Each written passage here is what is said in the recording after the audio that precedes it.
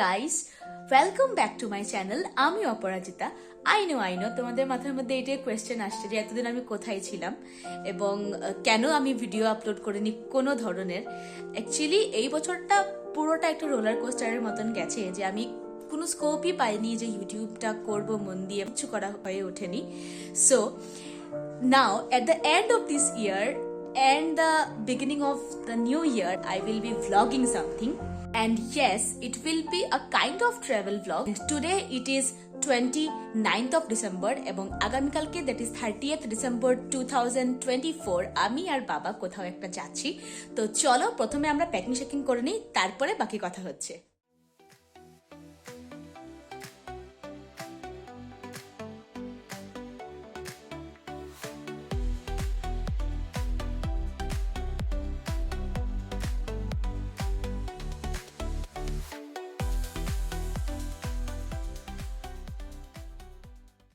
My packing is almost done.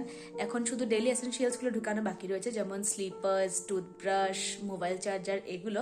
Now I will remove my toe nail paint and তারপরে কিছু nail paints লাগাবো। Nail paint লাগানোর পরে I think I will have my dinner and I will go to sleep, কারণ কালকে school রয়েছে। School করে তারপর আমরা রওনা হচ্ছি রাত্রিবেলা। তো চলো আজকের জন্য টাটা, বাই বাই, দেখা হচ্ছে আগামীকালকে। Bye. So today is the day of the journey. আমার প্যাকিং কমপ্লিট প্রায়, এই অল্প স্বল্প বাকি রয়েছে। She is helping me out দেয়ার।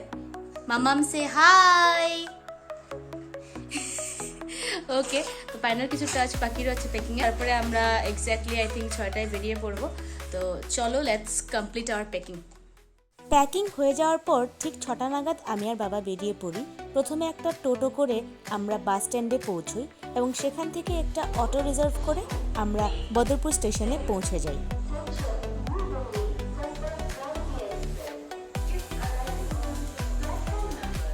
এবং 8:20 নাগাদ ট্রেন এসে পৌঁছয় and here I am inside the train.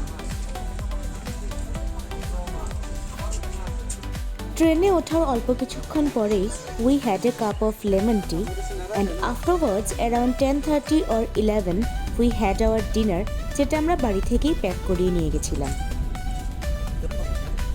And school থেকে এসে যেহেতু একদমই রেস্ট নিতে পারিনি, তাই ডিনার করার পরেই আমি ঘুমিয়ে পড়েছিলাম।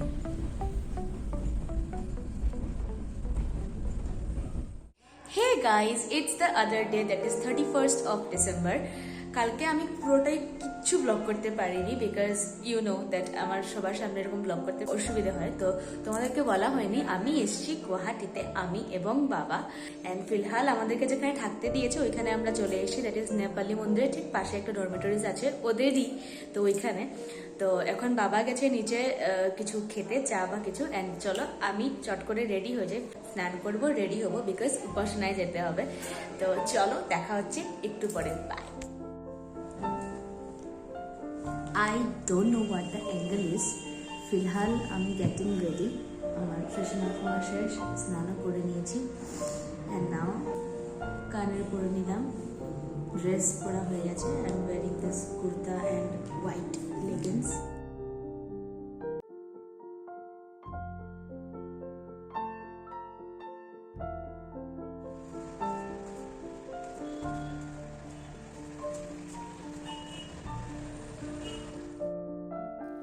আমি আর বাবা রেডি হয়ে বেরিয়ে গাড়ি ধরে পৌঁছে যাই আমাদের অযাচক আশ্রমে উপাসনার জন্য। দিনটি যেহেতু ছিল পরমারাধ্য অখণ্ড মণ্ডলেশ্বর শ্রী শ্রী স্বামী স্বরূপানন্দ পরমহংসদেবের জন্মদিন, অর্থাৎ আমার প্রাণের প্রিয় গুরুদেবের জন্মদিন, সেদিন প্রচুর ভক্তবৃন্দরা এসেছিলেন নানা জায়গা থেকে গুয়াহাটি অযাচক আশ্রমে উপাসনা করার জন্য।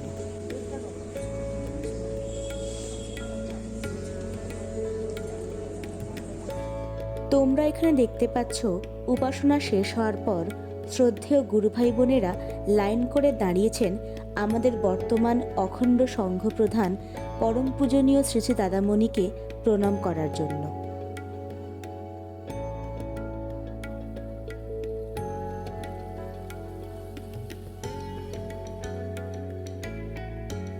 এই বছরের সর্বভারতীয় উৎসবটি গুয়াহাটির নবনির্মিত অযাচক আশ্রমে উদযাপিত হচ্ছিল, তাই এই সেই গুয়াহাটির নবনির্মিত আশ্রমের ভেতরটা।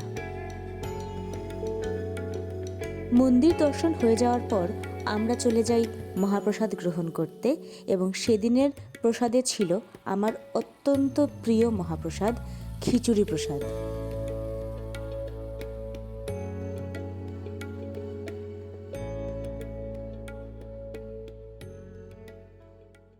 প্রসাদ গ্রহণ করে ফেরার পর বিকেলবেলা আমি আর বাবা যাই আমাদের ডরমেটরির ঠিক পাশে একটা মিষ্টির দোকানে। গরম গরম ঢোকলা পাওয়া যাচ্ছিল, এবং ঢোকলা আমার আর বাবার প্রচণ্ড প্রিয়, তাই আমরা সেখানে যাই ঢোকলা খেতে।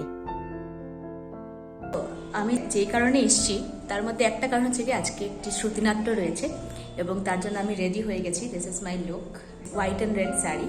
তো এই শ্রুতিনাট্যটা আমরা এই বছর করছি।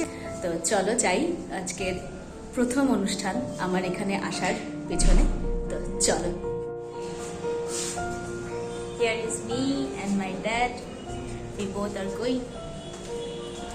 শ্রুতিনাট্যের কোনো ভিডিও ক্লিপস আমার কাছে নেই, তো I am putting one picture যেটা আমরা শ্রুতিনাট্যের পরে আমরা ক্লিক করেছিলাম। তারপরে আমরা আবার প্রসাদ খেতে যাই, এবং প্রসাদ খেয়ে আমরা আবার আমাদের রুমে ফিরে যাই। সেদিন রুমে গিয়ে আর কোনো শট নেওয়া হয় না, আমি ঘুমিয়ে পড়ি।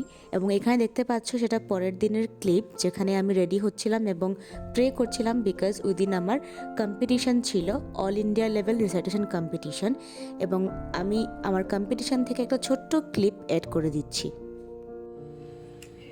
আমি পরমারাধ্য অখণ্ড মণ্ডলেশ্বর শ্রী শ্রীমৎ স্বামী স্বরূপানন্দ পরমহংসদেবের রচিত মূর্ছনা কাব্যগ্রন্থের ৪১ নম্বর কবিতাটি আমি আবৃত্তি করছি।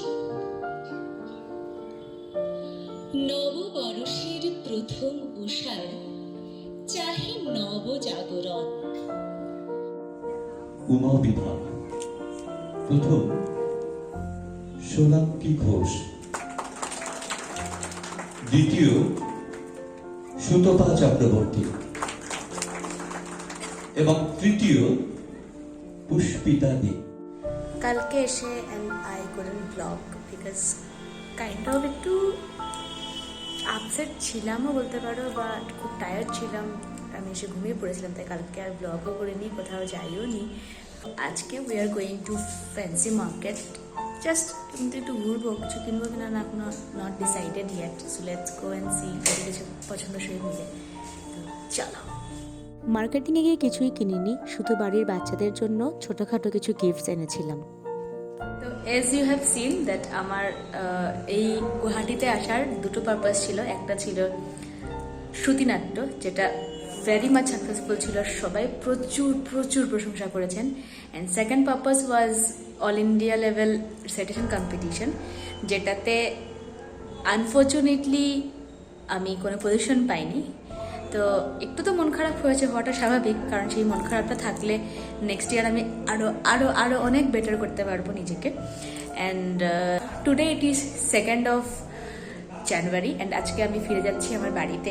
আমাদের 11:55 আমাদের ট্রেন রয়েছে। আর যদি এই ভিডিওটা তোমাদের ভালো লেগে থাকে তাহলে একটা লাইক করে দিও, আর চ্যানেল নতুন হয়ে থাকলে সাবস্ক্রাইব করে দিও। তো চলো, আজকের মতো টাটা বাই বাই, আর দেখা হচ্ছে পরের ব্লগে। বাই।